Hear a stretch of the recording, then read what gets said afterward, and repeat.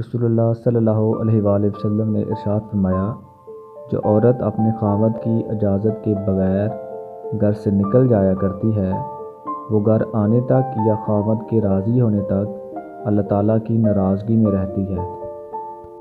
اللہ تعالیٰ ماں باپ کو ستانے کا گناہ نہیں بخشے گا۔ فرمان رسول صلی اللہ علیہ وآلہ وسلم، ماں کا حق ادا کرتے رہو۔ قسم ہے اللہ کی، اگر تم اپنا گوشت کاٹ کر اسے دے ڈالو تب بھی اس کا چوتھائی حق ادا نہ ہوگا۔